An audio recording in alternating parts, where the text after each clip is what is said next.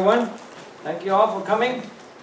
The very first thing I'd like to say is that I'm truly sorry for not being able to be at this particular conference, the Freedom Force International Conference number 3.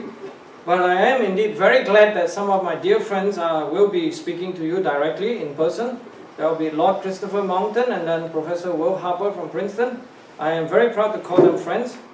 And in order to try to say something slightly different from what they are telling you in person, I'm going to give you a slightly longer lecture since I have the luxury of being taped today. Alright, today we will mainly focus on science. I hope it won't bore you because the science are truly interesting. Even though we know that the issues of carbon dioxide, CO2, and global warming or climate change or climate disruption appears to be somewhat of a political time bomb. But indeed, as a scientist, I'd like to share with you some of this information and evidence that I've been accumulating for over 26 years of my research career. And I'd like to say that most of these questions about climate and CO2 and the sun can really be addressed through science. So we should try to focus on science. But before I start, I also must say that I'm here speaking on behalf of my own self. It will be nobody, including my family, so it's strictly my own view and definitely doesn't represent the place where I work. But before doing that, I'm going to start with some social commentary since I have the luxury of time. I want to talk about this nonsense about the global warming hysteria, the scaremongering that is ongoing, that is rather nasty.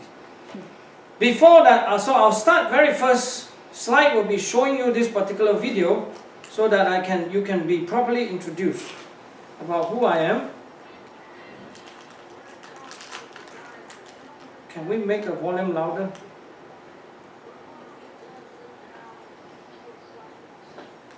This is Reverend Al Sharpton.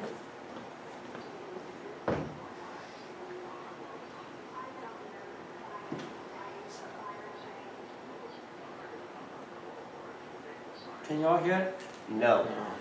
Not so well, right? Please. They will have to show that sound. I think they'll be able to put it into the presentation.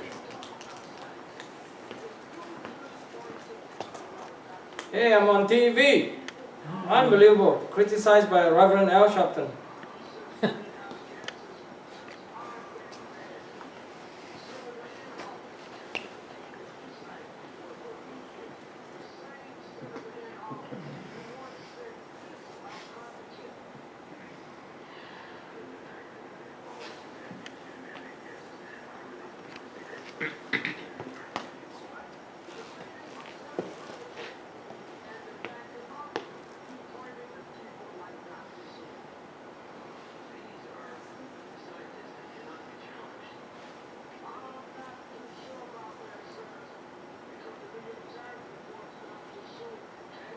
Is what you should hear from New York Times. They forgot to say that 1.2 million years over maybe 10, 15 years, it shows that I have no skill of gaining money. So I apologize in advance to insult you in terms of making money. Conflict of interest with us.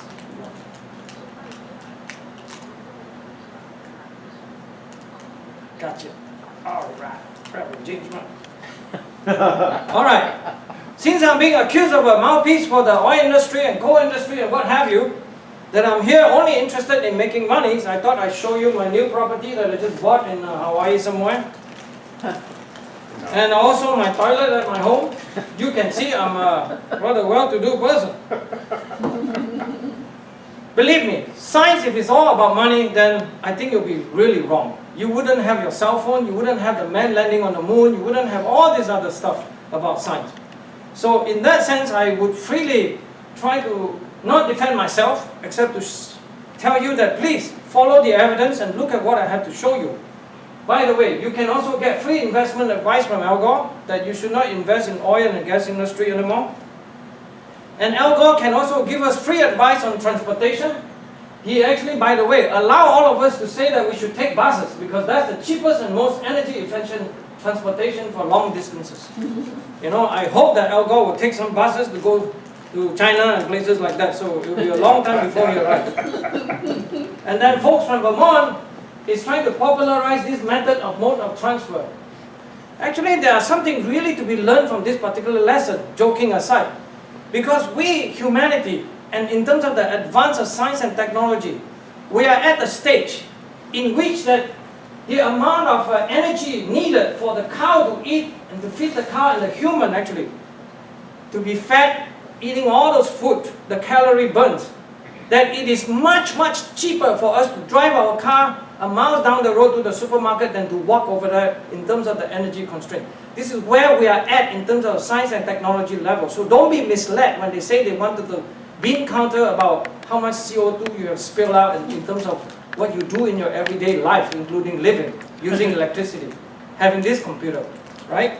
So please be cautious about this sort of thing, because the environmentalists are very, very good at selling you shots on this sort of thing. But the thing I want to emphasize on this few slides is indeed to try to tell you that life is really hard without electricity. Okay? Are we gonna, in the name of environmentalism, are we in the name of trying to make sure that most of these folks in Africa, or a large part, 3.5 billion of the population of the world, do not have access to electricity? Life is really hard. I hope you saw the picture, right? It shows you that you even poop on the street during the early days of 1620. And then let me show you the recent slide. This is sociology, by the way, but the statistics come from UN, UNESCO, what have you, World Bank. It's trying to point you the index of human progresses in terms of hunger, poverty, literacy, child mortality, and pollution. You can see from 1990 to 2015 or so, where we have the data updated, all of them are going towards a negative trend. This is not a very proud thing for any one of us to see or try to promote, and let alone trying to say now we should really limit the use of electricity and stop using fossil fuel, you know, for the sake of Al Gore or something like that. But really, the bottom line, every one of us, I think we may not understand the science as well, but we do know about money, don't we? Right? Because we need money to buy this and that, we need money to go everywhere, do things. In terms of money, there is actually a very false number being put out there in terms of what they say we need, in terms of the United Nations Program on Climate Change, where they say that if we have this agreement where everybody, the advanced nation, will start limiting our carbon dioxide emissions, that we probably will need about $100 billion per year in order to subsidize, you know, how the rest of the world, the poor country, who have no resources, to use some form of alternative form of energy rather than fossil fuel. I'm trying to tell you that that number is strictly a magic trick, and it's a lie. Okay? Because the real bottom line is, I tried to show you, because this report just came out about a month ago, where some of those folks are meeting in Washington, D.C., including all the members from the United Nations Environmental Program, and then the folks at the World Bank, that they estimated that the amount of money that we really need to change this energy infrastructure that we crucially need is on the order of $90 trillion needed to be invested by 2030. So I would say that forget about our US national debt, right? $20 trillion. This is talking about $90 trillion in just another 14 years. So this is the kind of real number. And those UN bureaucrats are so proud to say, you know what? This is not a problem about wealth. It's actually about just redistribution effort, because they gave the numbers that in terms of the total assets of the World Bank, we get on the order of 300 trillion. So, you know, 90, we have enough. That's basically what they're saying. It's amazing the amount of audacity these people have in terms of spending other people's money. But the sad news is that, you know, the whole world, in terms of their interest level on climate change or global warming, what have you, this is the latest UN statistic that polled close to 9.8 million people. So this is a big number survey where they ask all the citizens of the world, in terms of listing of all the priority, what are the most important things, like a good education, ranked number 1, better healthcare, better job opportunities, honest and responsive government. You have climate change at the bottom of this list, okay? Barely register any signal except for those progressive and those liberal who claim to be of for people. And then I want to remind with this slide in terms of what energy subsidies are being put into, there are often this misleading information about how coal and gasoline and natural gas and petroleum industry are being heavily subsidized. But then if you look at the numbers that have been accumulated recently, you can see that solar and wind power, which is really totally inadequate, but then the amount of money going to subsidy these industries are really humongous compared to all the natural resources that we have in terms of coal, natural gas and petroleum. So this is a very sharp contrast for those who try to argue that it is wrong to use coal and fossil fuel industry. You better show them this particular chart. And then as you can see, those folks from the United Nations never ever give up. They just have the most recent meeting at Marrakesh, which just ended last week, where they claim again that, by the way, they are now all very scared because of the election of President-elect Mr. Trump, where they now claim that in terms of, instead of making the Paris Agreement, which was agreed on December of 2015 to take effect, let's say, November 4th, by the way, they claim that they're going to make it take effect November 4th, 4 days before our US election, so they play that politics, but now they all agree that they wouldn't be able to make sure the agreement take effect another 2 more years, because now, as we can see, the toothless tiger has now got a toothache. So we need Mr. Trump to pull this tooth out from this tiger. And then you got the really ugly people. This is one of those people who claim to be some form of scientist, but I have to say that I'm totally unimpressed with his portfolio, because although he's very well known, his name is Dr. Tyson, and this is the kind of people who use this sort of rhetoric to try to think that they can use science, and that they speak on behalf of science to go against Mr. Trump. I would say that as a scientist myself, this is really a very stupid statement from this Neil deGrasse Tyson. And then you have really the more serious cheater. This is a guy by the name of Lord Stern from England, and it turns out that they actually got caught recently, which is a month or 2 ago, got caught recently that they actually secure close to 9 million pounds of free cash that has nothing to do with their own work. They're actually using other people's work to claim on their resume that they have done this work and claim $9 million, 9 million pounds actually of it. This is really amazing in terms of folks like this. So this is the kind of story that I think is all over the news and all over the place.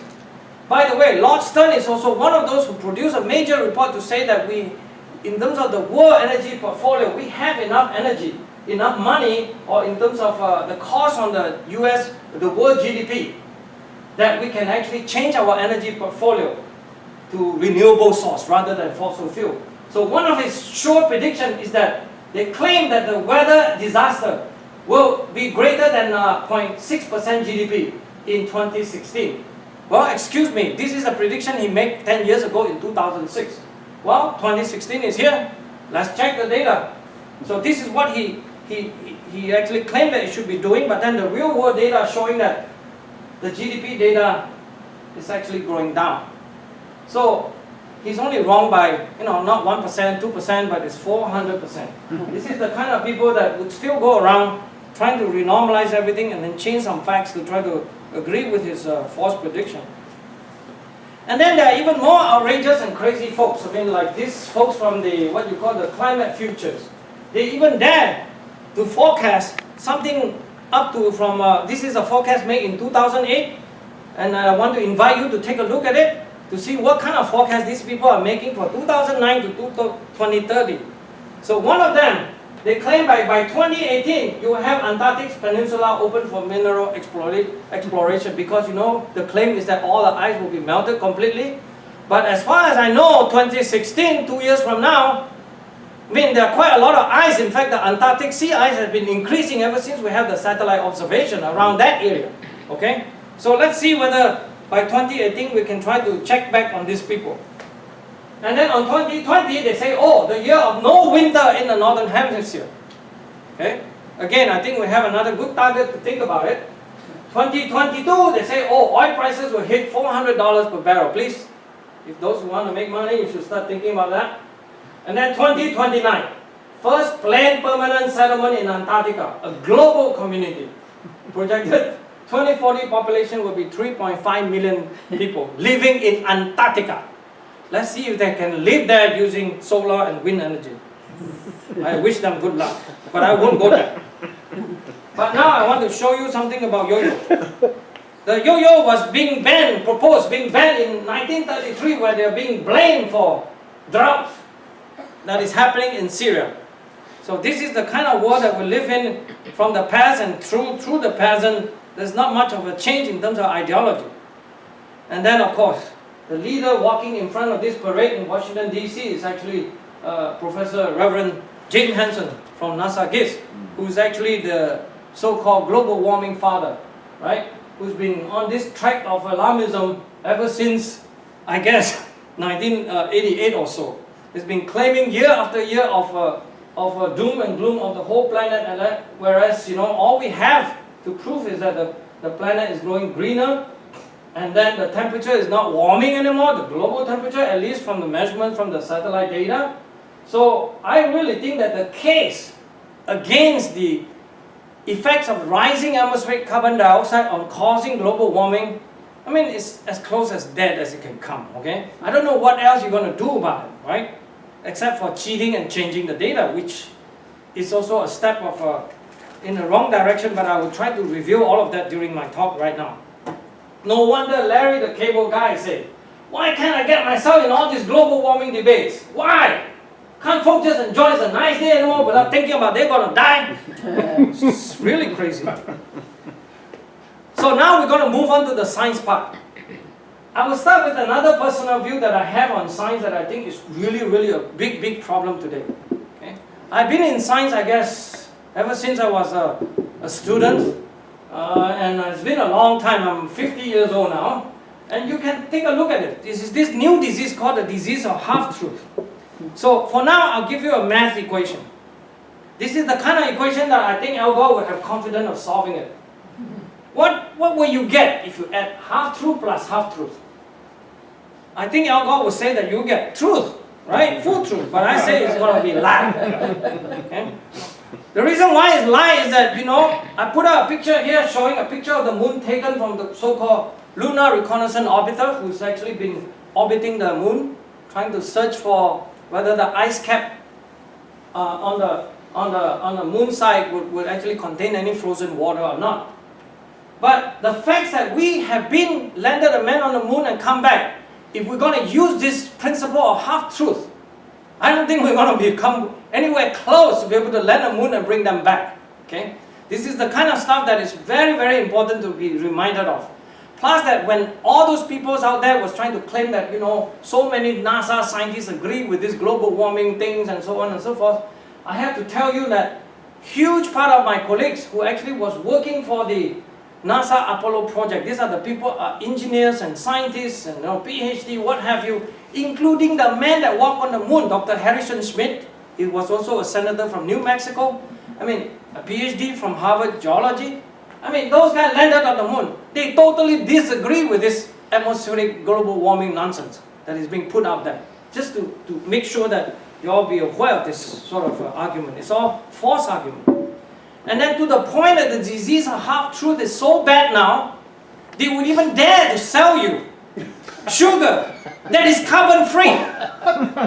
If you don't think this is insane, please think twice. I hope you are aware that sugar contains a lot of carbon, at least carbon atoms, you know, as one of the prime ingredient of what makes sugars, right? And indeed, if you read carefully, they tell you to read in details, blah, blah, blah. They even have a commercial, actually, trying to argue about this sort of thing. It's unbelievable that the culture that we live in now is totally dominated by this sort of anti-science popularism, or scientism, what I would say. It's essentially a religion of praising science and invoking science every left and right without practicing science at all. Which means the scientific methods, the hypothesis generation, and all this so on and so forth are totally being thrown into the trash bin, which is very sad in some sense. This is part of the reason why I, as a scientist, strenuously resisted this particular movement that is so wrong. And I want to make a very strong statement, which means I have also told Al Gore himself, you know what, if this atmospheric carbon dioxide is really causing global warming, do you think that you, Al Gore, can run faster than me? I'll be the front of the line to tell the world that this is an urgent problem and we need to solve it. Whatever the crisis you're talking about. What you're talking about, sir, is all nonsense. Okay? This is what is so bad about this whole world. And then if you want to know what is happening in academia, here's a paper that just published 2 weeks ago. It's on glacier, it's on gender and science, a feminist glaciology framework, okay, for global climate change. The reason why I want to show you this is just try to take this flavor that it's no longer science, it's a form of religion.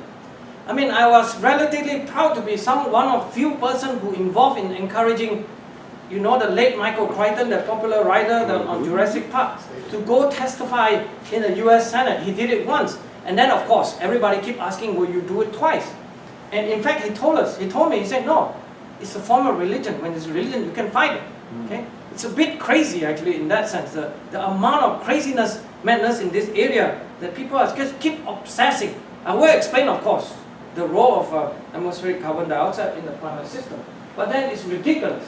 By the way, this particular paper is actually funded by close to $500,000 of NSF, National Science Foundation grant, a career grant given to the lead author. And then never mind, if you can read actually the actual paper being cited. I just pick an example. One of the papers that is published in 2015 is called The Spiritual Significance of Glaciers in an Age of Climate Change. Spiritual significance? Okay, I'm sure that is partly science. And then another paper published in 2014. Do you have to be a tough man to be a polar researcher? Okay?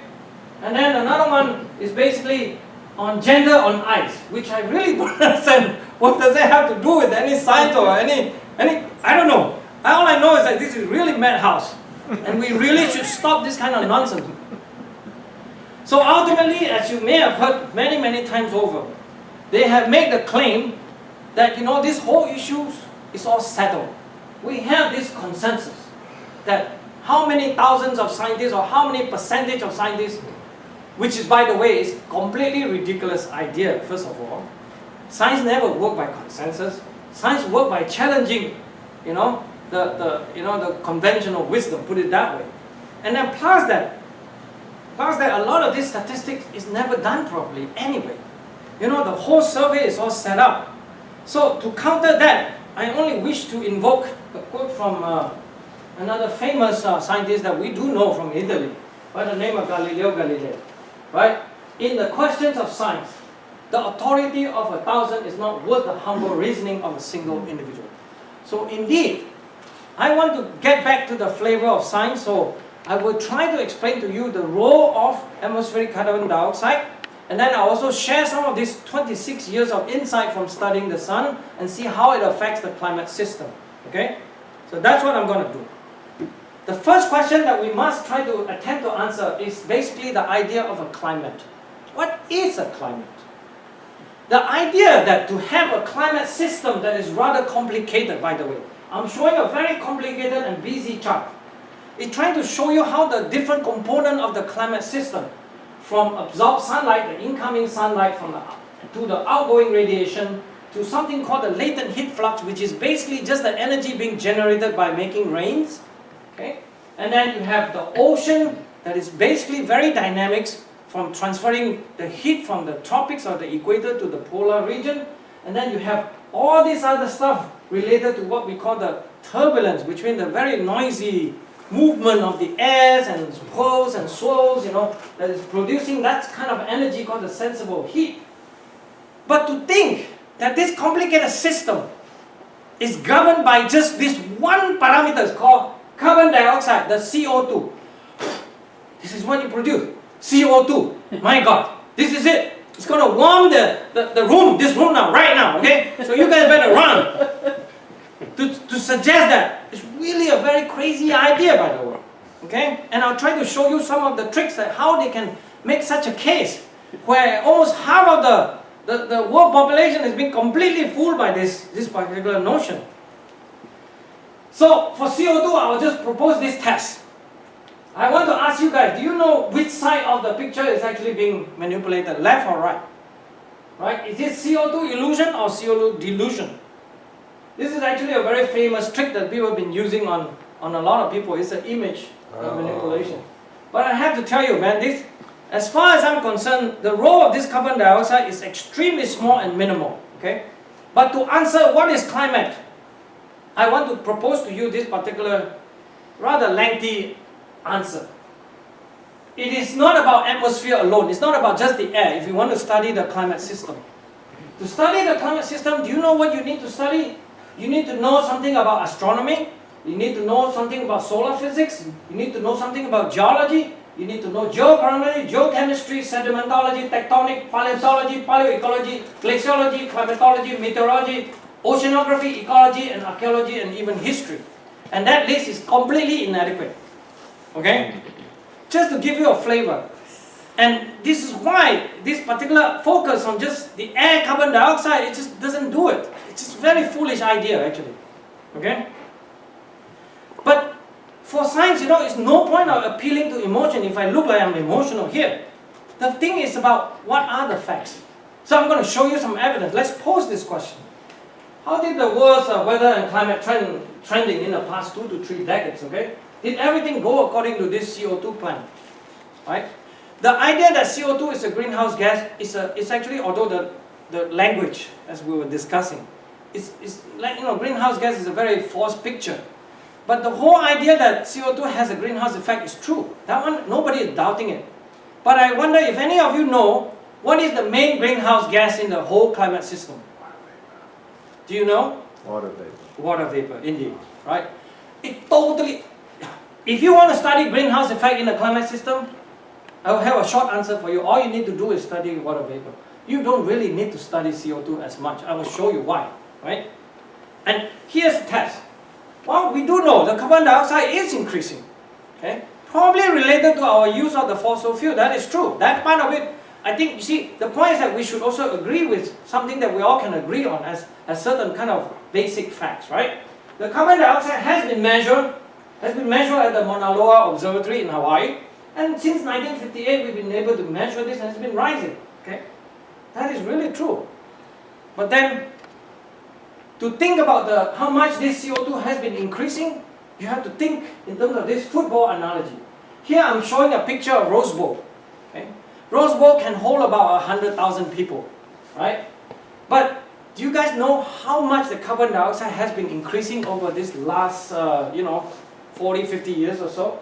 It's actually equivalent to 2 parts per 100,000, which means it's equivalent to packing 2 extra people in this Rose Bowl over 10 years.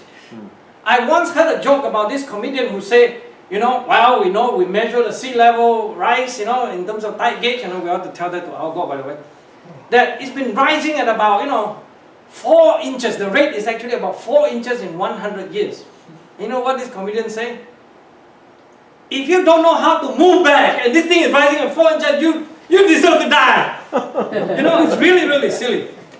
The point about numbers is very important in science, it's how large or how small it is. It has greenhouse effect, no one is denying that. So don't play that word about me being a denier and so on and so forth, or you being a denier. That is very foul language. But there is a greenhouse effect. I want to show you that an actual paper just came out 2 months ago. It is showing you that what is happening to the greenhouse effect. Okay? We can measure those things. And here's what I'm showing you. I'm showing you the greenhouse effect occurring at the atmosphere and near the surface. You can see that the near surface, the greenhouse effect is very large. Do you guys know why? It's because the water vapor is much nearer to the surface. That's all it is. Okay? It's far, far larger. By the way, if you watch the units, it's on the order of a few hundred, 400 watts per meter square. Numbers are important. If you double the concentration of carbon dioxide, you're only going to get 4 watts per meter square. Are you talking about that 4 watts per meter square going to overcome all of this in terms of hundreds and hundreds of watts per meter square? No. I don't think so. Unless you do some kind of voodoo math, or fuzzy logic, then you will get it. In terms of the trend, you can see the greenhouse effect that is actually being measured is showing you that from 1992 or so, the trend has been flat. Remember, we just saw the carbon dioxide zooming up like crazy? What this is telling you is that the greenhouse effect that we've been seeing on the planet system, as best as we can measure, has nothing to do with the CO2. It has mostly to do with the water vapor and related to the water vapor element, which means clouds, which is one of those things, and the balancing, the adjustment of the climate system according to the water vapor and the cloud, right? That's the fact. And these people are still telling you, no, it's going to go up again, it's going to go up again. Okay? You just wait, because Al Gore says so. And then I want to point another lesson about what CO2 is about. CO2 is actually not a source of energy. It's when you have more CO2, indeed that the system tends to warm up more, but the role of CO2 is actually trying to cool the climate system. So more CO2 tells you that the system will cool a lot faster. This is what you can show actually in the thermosphere, in an area that is 100 kilometers up. Even this height actually is not where the low altitude satellites are going around. They are 200-300 kilometers up. And this is actual measurement. I want to show you the CO2 cooling is actually following what the sun is doing. It has nothing to do with what the anthropogenic part of the carbon dioxide. Okay? So if you look at this graph, I'm telling you, you look at the carbon dioxide everywhere, from the thermosphere to all these things, you just can't find, quote unquote, the effects. Put it this way. All it does is trying to help the system cool. That's about it. Okay? And then another test that people often use is basically to try to see that, okay, they claim, okay, no, this is not about, this is not about the carbon dioxide, it's about what our computer climate model is showing us. Okay? Because they say that we understand the system well enough that we can try to change the level of carbon dioxide in the system, and then we can try to model it, and then to show that the carbon dioxide, if you have more of it, it will keep warming. That is the red curve that I'm showing you. And then all these other details is basically individual models. So now we are showing quite a lot of the 102 of the model runs from 32 climate models. Okay? And they're showing that tendency. And then let's just ask a basic question. Where is the global temperature is showing up? It's basically the bottom curve that you are seeing here, which is the square bracket, the green one and the blue one. Okay? They're showing that they're flat. And then, well, the carbon dioxide prediction. This is wrong, right? This is telling you that something is very seriously wrong with the climate model prediction. But you know what? I'm not using this graph to try to show you that their theory is flawed. Because I tell you, there's something even more basic that I want you guys to take 2 steps back again, to think. As I try to say that the climate system is very complicated. What they're trying to say is that, you know what? This is a quote. Come from actually a very prestigious person. He even got a Nobel medal hanging over his neck. He's basically saying that, you know what?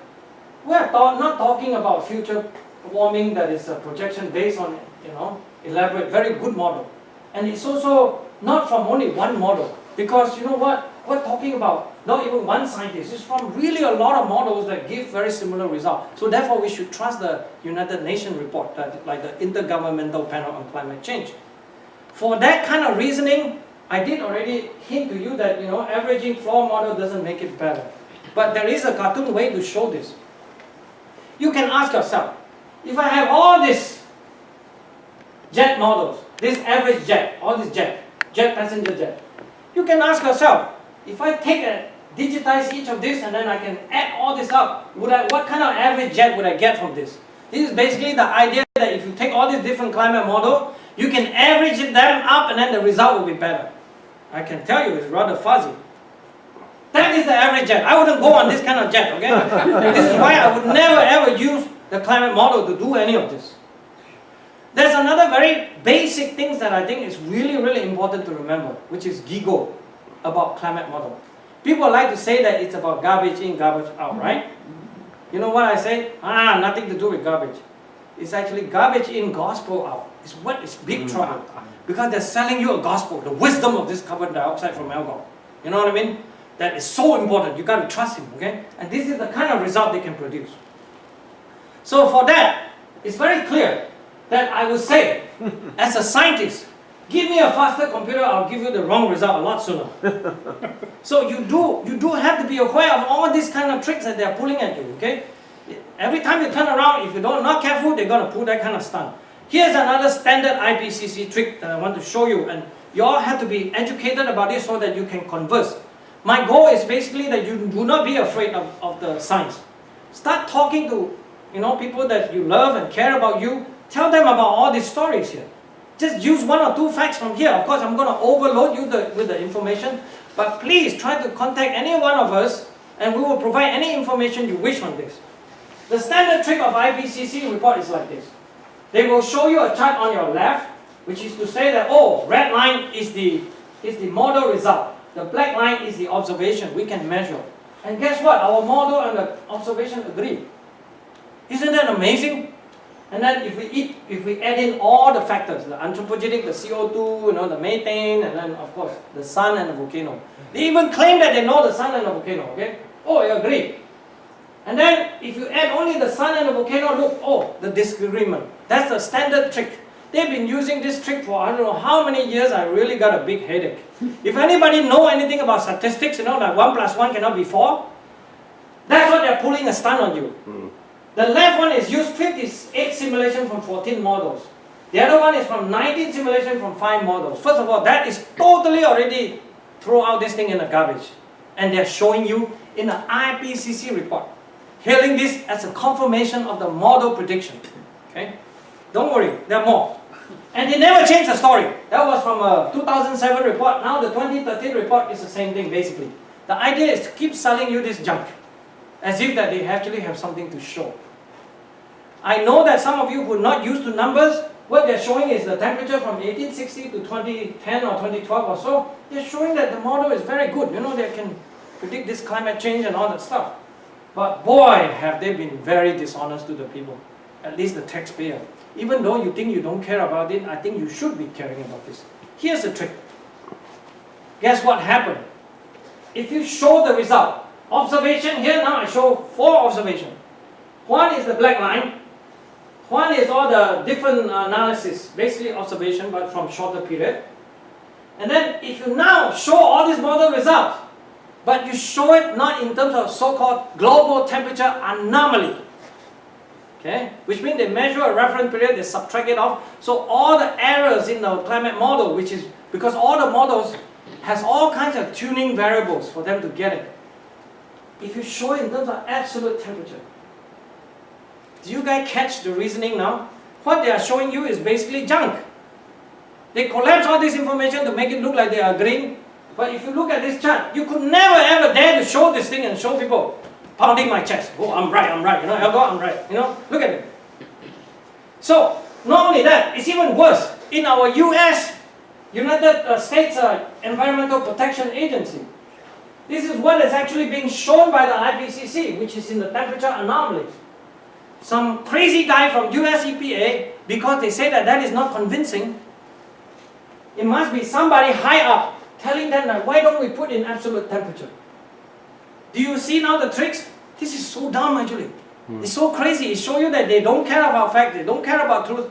They were showing the anomaly, but you see the real absolute temperature should be this one. But they're showing it, they just correct like this. They just thought that you can automatically just change the unit. It shows you so bad, the science really stink if you want to care about science.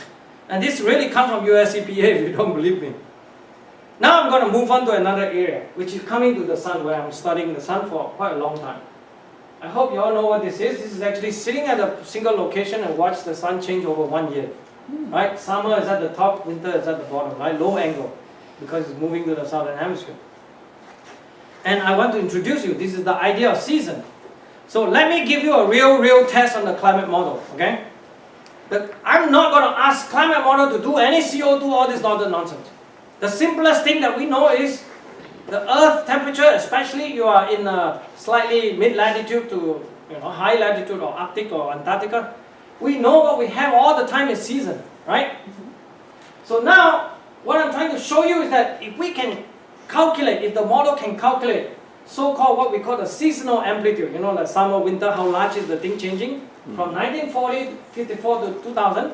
And then you also measure this at the bottom, which is actually the phase. When is the spring and the summer arrive? Okay? If you measure these two things, and then you plot what the model is showing, they're all over the place. It's really like closing your eye and then just trying to throw the darts and see whether you hit something, right? And then, of course, ultimately, I know you know the punchline. Where is the observation, right? They got it all wrong. I don't know. We're not even requiring them to do anything. We'll ask our model, can you do the seasonal cycle? A lot of them say, yeah, we can do that, We're good, we're so smart. Look, I'm sorry, I can't agree with you because it's wrong. By the way, these are all published in a very good journals, and then where you really cannot refute this sort of thing. And they're still trying to hide this sort of information from the public. How many of you have ever heard of this? None, right? Because it's true. The problem is that this thing is very well hidden in a lot of sense. And as a scientist, I have to say I'm a bit frustrated. But anyway, let's come to something more practical. This is actually a huge kind of fight that is ongoing, where the United Airlines CEO by the name of Oscar Munoz recently took an interview and asked about how you prepare for the winter. It turns out that Oscar Munoz is saying that, look, we know that by reading Farmer's Almanac that we're going to have a nasty winter in Chicago. Oh, huge horror, how you can be so anti-science and this and that. But you just see what they can do in terms of seasonal cycle. This guy can do squat, right? You know what I'm saying? And then when they're relying on something practical, this is the problem with the mismatch with the claim and the practical side of it, right? We really need to know the seasonal forecast. We can't even do that well, and then you say that you want to forecast the climate another 100 or 50 years, right? It's a bit ridiculous, you know. Slow down, boy. You know, you can't do things like that. Shortcut doesn't get you anywhere. You know, it's only nothing but the truth. And these people keep claiming that they can do this and that, but it's not true. Okay, so you can see the prediction is saying that in our northwest we're going to have cold and snowy. Pretty much it's already showing the first sign. In fact, in Japan, they just reported in Tokyo the first snow in November in the past, I don't know, close to over 50 years of record. Right? It's already happened. It never had snow in November in Tokyo. Now it's happening. Okay? And then now I want to show you something. This is actually data set from Texas, showing you the NOAA data sets from produced in 2011 and then 2016. NOAA, by the way, is the Department of Commerce, National Oceanic Atmospheric Administration. It's in charge by Department of Commerce. You guys see it? In 2011 there was no trend, and then 2016 the temperature changed. What I'm trying to show you is that something is very strange is happening in our US taxpayer paid kind of data record. And you have to pay attention to this. And I'm also trying to illustrate to you the complexity of making a temperature measurement, that you use a thermometer. You really need to, do you think that we can have information for 110 or 120 years or so? You really need to control the quality. What are we actually seeing? Is our temperature measuring, really measuring the climate change? Or are we just measuring the changing of the environment around the particular station, right? Growing trees and more surface and concrete are growing around that area. Or even what time you go out to record your measurements, right? Is it every day 12 o'clock, or someday you forget, you drink too much beer and then you go 5 o'clock, you're late, right? Things like that. So you do have to be worried about that. In fact, I have to say that I'm so pro-science that I wanted to ask a simple question. What is the climate actually changing? So, before I do that, I show the real temperature record produced by this so-called NASA Goddard Institute for Space Study, because they are the most prominent alarmists that is on the record. I'm showing you their northern hemisphere temperature record. As you can see, from 1880 it's low, and then it warm up a little bit, and then it go up, zoom. This is the part where they keep saying that, look, we're seeing the global warming effect year after year, okay?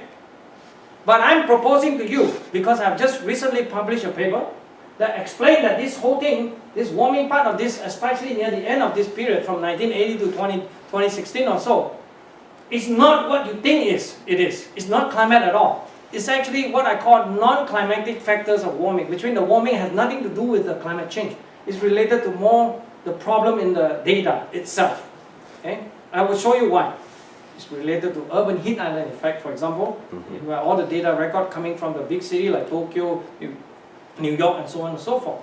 And I'll show you the solution, how we do about it. Because in science, it's no good of just complaining of somebody doing bad and that kind of stuff. You have to see that how you overcome that problem and try to solve it, make another step.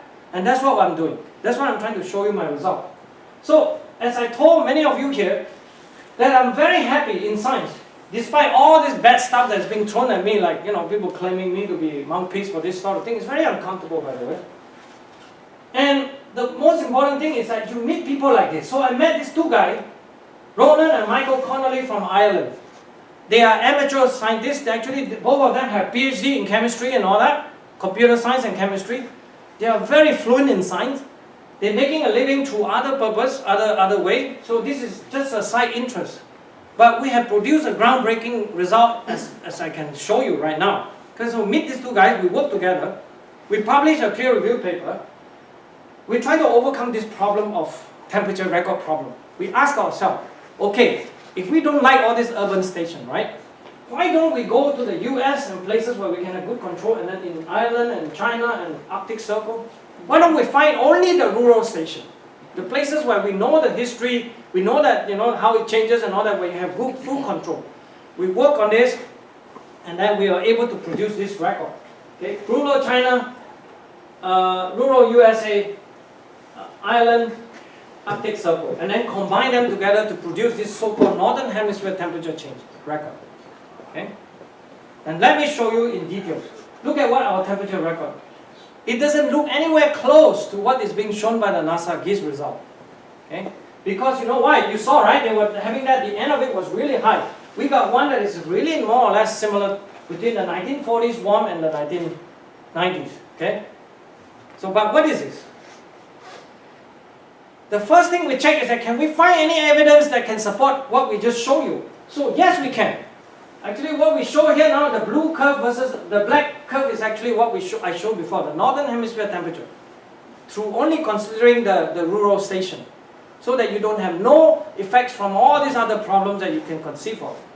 But if you show the sea surface temperature, which is actually not affected by all of this, you can see within the error bars, we are able to recover what is being shown here, which means the 1990s is not really high, way warm compared to 1940s. It's about the same, more or less, within the measurement errors, okay?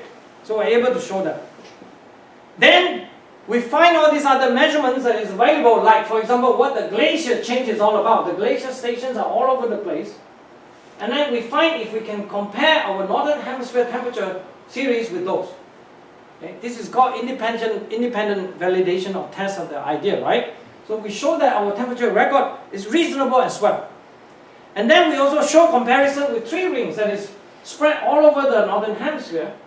And you can see the 3 rings, it doesn't have very large changes on the multi-decadal scale between every 50 years or 100 years, but it still have a reasonable resemblance to what we are measuring in terms of our data. Because 3 ring, we know that it's sensitive to changes on year to year, but it's not so sensitive to changes over 100 years or so, right? So that's why that is underestimated the changes a little bit. But again, this is just a test to see whether we can do it or not. But then when you compare with the climate model outputs, you can see that the climate model just don't even come close to what we are actually producing in our record. Okay? Now I want to get into another topic that is rather sensitive. Now I want to show you the NASA GIS result. In 2001, they produced the upper curve. You can see there's this warming, and then remember, the end here is not true anymore in my opinion. But now I want to focus on 1940 to 1970, because that's the part where people were just focusing on global cooling, right? The ice age is coming. And 2016, you can see, all of a sudden you have a very sharp cooling. All of a sudden it's becoming no more warming. Okay? I hope you see that. I have to say that this is purely a form of manipulation of the data. In the sense that if the data doesn't agree with the idea, instead of saying that you change your theory, they actually change the data. Okay? This is what you call agenda-driven science. It has nothing to do with science. It's no science. I shouldn't use the word science. Okay? And first thing I want to be sure that you agree that there is a global cooling on that time, from 1940 to 70, is that I pull out a data, actual publication in 1978. At that time, you can say people were still pure in some sense, so they dare to publish this kind of result, right? Or else they won't go to any jail or gulag, right? So they were able to show that, okay? And then you can see, by the way, any of you heard about Climate Gate email? Oh yes. This was in 2009, where a bunch of the emails from the United Kingdom, University of East Anglia, where it was shown that many of the emails were released. We don't know who yet, but the point is that it shows all the internal dealings. This is one of the emails telling you that if the data do not fit the agenda, you adjust the data. They were discussing among ourselves, oh, can we reduce this ocean blip by 0.15 degree? This would be significant for the global mean, but blah, blah, blah. It would be good to remove at least part of this blip, because they don't like the warming in 1940. They've been telling people, they're discussing among themselves, they're doing this kind of thing. I'm telling you, please, by the way, I refuse to give my email to Greenpeace. But I have to tell you, if you want to see any of my email, you will never find anything that I will be talking about things like this. It's so ridiculous, you know? It's so unethical, actually. It's not even about science anymore, it's just about ethicals, you know? And if you can see my email. I don't really care. In fact, Professor Dick Linson from MIT is a friend of mine. When the climate gate broke out, he said, oh, if they want to see email, go ahead, see all of mine. I don't care. Because we have nothing to hide, that's the point. But the point is that for me, I'm just stubborn in the sense that why do I want to give my email to Greenpeace?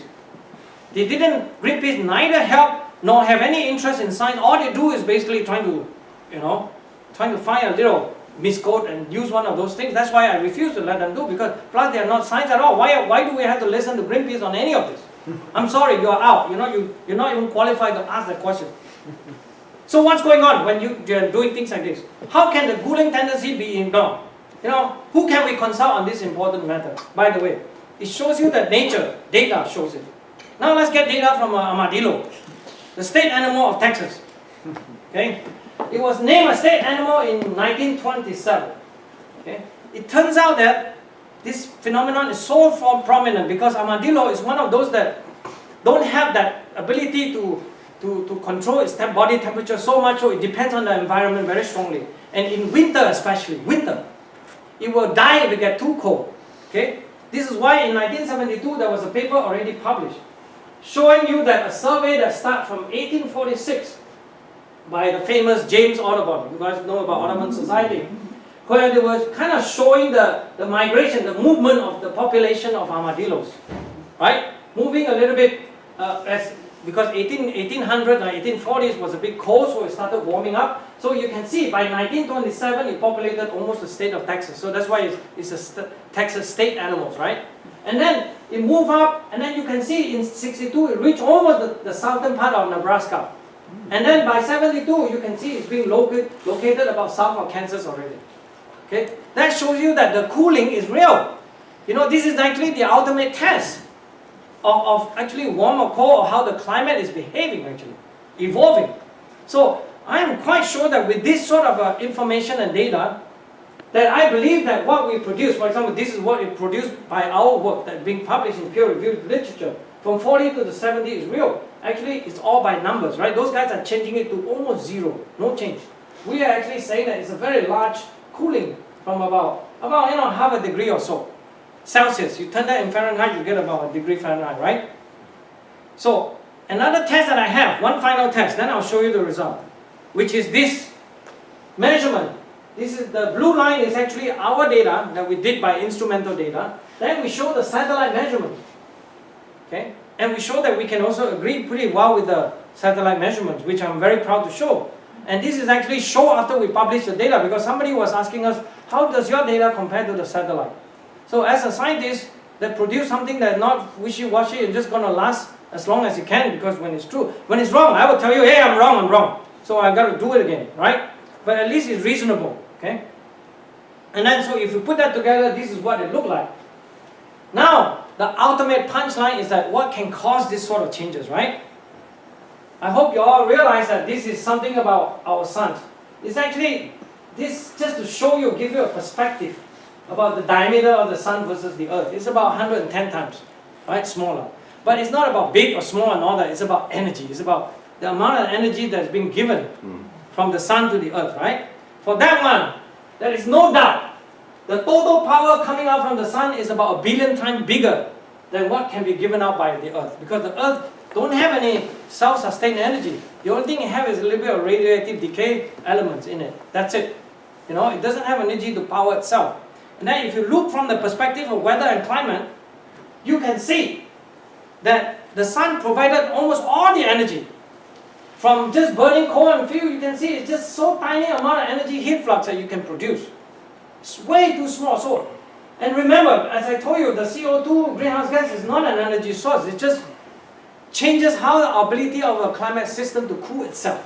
Okay? And so it's not a form of energy. In fact, I even challenged Secretary of Energy, the guy with the Nobel Prize in Physics, Dr. Let me see, what is his name again now? Stephen Chu from Stanford, who got a Nobel Prize for laser kind of confinement. This is the man who got a Nobel Prize in Physics, trying to argue that the Greenland ice sheets will melt because of the rising atmospheric carbon dioxide. I really have a headache from that. I did challenge him. Can you shine your 15 micron, which is where the CO2 is emitting, laser on the ice sheets. I like to wait and see how long it melt. Serious, okay? That's the kind of problem that we have here. It's just strange thing about agenda first, science second. I'm sorry, science had to be first, always first. Always first. And people can make the decision. Politician, policy, what have you. I really don't care about anything else, actually. I won't dare to tell you how to live your life, how to use your energy. Now I want to show you a little cartoon. Unfortunately, now as you can see, it won't play too well. Then I won't show it. You can probably show it later. But I want to show you that this probably has something to do with the sun. Okay? What I'm showing you now is the red curve, which is the best estimate of how the sun's light output has been changing over time. Now I'm comparing that with the rural temperature data from China at the top, to the USA, to Ireland, to Arctic Circle, and then the combined for the Northern Hemisphere composite. But we add those things together. It shows you that it probably has something to do with the sun. But real reason about how does it actually work. You can just claiming the sun and the temperature kind of correlation. Correlation doesn't mean causation, right? But the actual stuff is actually something related to what we call the greenhouse effect. Okay? Here I'm showing you the same sun solar energy output changes, but now I'm showing you the primary greenhouse effect. The water vapor concentration over the last 100 years. This is not a direct measurement, that's the only weaker point of this research. But it's an estimate, okay, produced by the climate group in UK, where I can show you it's basically a modulation, a changing of the greenhouse effect of the water vapor. So it is really a very simple explanation. That's all it is. I mean, you know what I'm talking about, right? I mean, if this is not wrong, I mean, I think we got most of the answer. I don't know where is the CO2. I can't find it. I said, show you the greenhouse effect is dominated by water vapor. CO2 is nowhere to be seen. We just can't keep finding them. So, as a concluding slide, I would just say, this idea about rising carbon dioxide causing the climate to change is just not true. Okay? We hardly can see that it will cause the climate to warm or even to cool. For example, people say, oh, if you want to cool, we just remove carbon dioxide. Ah, it doesn't work that way, I'm sorry. Okay? And instead, all we can see is that this carbon dioxide level and the climate, and especially the temperature, is disconnected. There's no direct connections there, in a sense, you know. So if you cut your carbon dioxide emission to zero, just cut it. Like I asked Al Gore, if you cut all of that zero, what will we get, Mr. Gore? He won't answer this question. You would think that if you are so confident that this rising carbon dioxide is going to cause global warming, going to cause all polar bears to start dancing, wearing a bikini, what are you talking about? And you won't dare to even say that, you know, if I cut carbon dioxide that the globe will cool. He won't say that. He knows that this is not so true. That's the point, right? This is the kind of problem. So instead, you will, for example, if you cut carbon dioxide emission based on actually use of electricity, then I think you're really going to hurt the poor people and harm the animals and all of that. In fact, if you cut the CO2, there's an idea about, oh, ridiculous idea about carbon sequestration, put the carbon dioxide on the ground again. I don't think that is even a good idea, because carbon dioxide is plant and seafood, you know. What are you talking about? Why are you doing that actually? In fact, I was also trying to trap Al Gore to make sure that he said that it's cool, and then I say, who's going to be responsible for the ecosystem crisis? Imagine that you don't have CO2 in the air. What the plant kingdom is going to do, right? Are you going to be responsible for that? How much money are you betting now? Really betting away people's humanities and all that stuff, huh? Ridiculous. So if you think that this CO2 is a climate control knob, I would just say you give it an X. And then I also want to spend the last few minutes to say something. This is actually in honor of Justice Antonin Scalia, who's one of those Supreme Court justices that unfortunately passed away earlier this year in January. Where, you know, this is a case that is very famous, by the way. It's Massachusetts, our own state, versus US EPA, right? Suing the US EPA for not executing the global warming doctrine, put it that way, to try to force all the industry to shut down their emission of CO2, essentially. Basically, don't use coal, basically, right? Don't use natural gas even, right? Maybe use solar power, use wind. You know, put it near Kennedy's house, put it that way. And that's what they want to do. But then I want to tell you, this is why they have to label carbon dioxide to be some form of air pollutant before it will be lawfully right to say that we want to regulate this thing. I am so sorry, you know, CO2, you could never ever, how you name it, how you play it, the law or God or whatever, it is not an air pollutant. This is why Mr. Justice Scalia really said, if you really consider this airborne compound of whatever stripe will be qualified as physical, chemical, biological substance matter which are emitted into the air or enter the atmosphere, it follows that everything airborne, from frisbee to flatulence, the cow fart as usual, will qualify as an air pollutant. This will be defy common sense. I really like this quote a lot because it shows the essence of the man's thinking about how ridiculous that this thing, yet of course the decision is majority versus minority, so 5-4 decision. This is how they win this kind of nonsense. Through the court system rather than to argue through physical sciences. As scientists, I can tell you, we've been asking for open debate. Open debate. You want to have your best guy, you bring your best guy, we bring our best guy, we just talk, let people decide. Why are you afraid of these things? You know, in some sense I would like to see more debate going on in terms of scientific stuff. Because lay people can understand. They always keep saying, oh, it's too complicated, you know, all this science, you wouldn't understand the nuances, they always love the word. I hate that kind of thing. What do you mean? It's a fact, you just say it, you know what I'm saying, right? CO2 is a greenhouse effect, everybody knows that. But if oxygen is that dangerous, it's going, see what it's going to cost to your lung if you're breathing too much of the oxygen in it. So finally, this quote that I like very much from Kafka, from the, you know, the fiction world, where true things lead and untrue things can really mislead. And then, before we end this stuff, I really have to play this video. I'm going to invite everybody to sing this song. Hold on. Is it going back?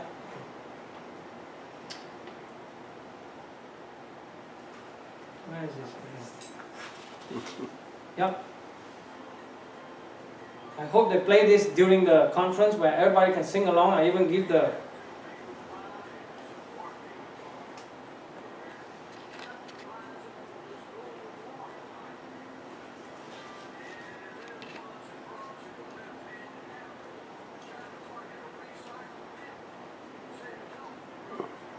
Gullible Brothers.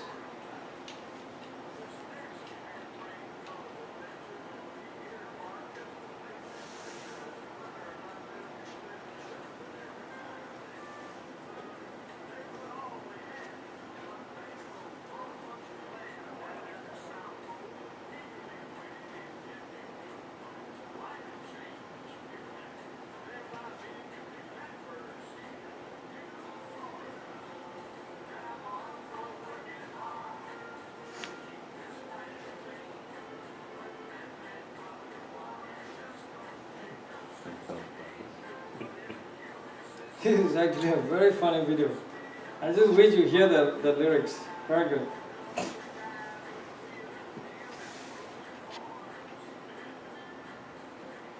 Just one more time, it's almost finished.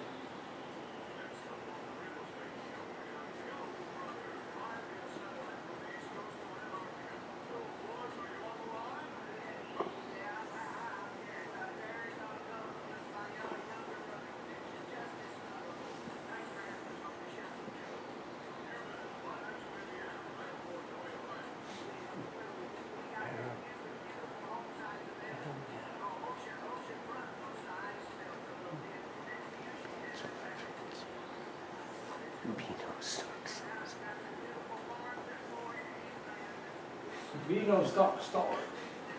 But let's see, win beauty contest at the zoo.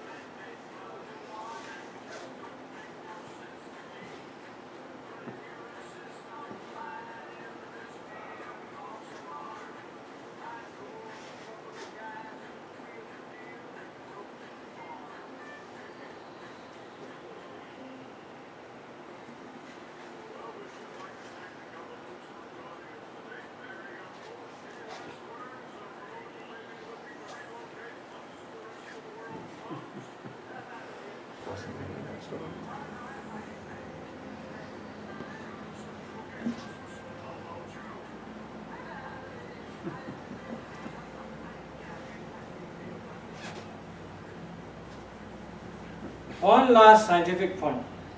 Humanity will suffer a whole lot more having difficulties to deal with the global cooling than the global warming. Because should we ever overheat ourselves, by whatever reason, okay, we would have way to try to cool ourselves, but when it's cold, we need energy source. That's where the big difference. That's why I keep emphasizing CO2 is not an energy source. And plus that, if you just think about in terms of engineering, you all know that if the total amount of carbon dioxide that's being put out from all the fossil fuel use, you know what it's equivalent to? Think about this number. This is one number you take home with. It's only 1/100th of an inch of topsoil. If we can find a way to genetically engineer, we solve our problem. If CO2 ever become a problem, but why would we even want to do that, right? It's a plant food. The point is that the engineering solution is rather promising in terms of cooling ourselves if we overheat it. But boy, are we in trouble when we have global warming, cooling coming. This is why for almost 15 years now, I'm trying to drive a discussion on cooling, the science of it, how soon it is, or what is it, what is the status and all that. They won't even want to discuss this. That's it. Thank you.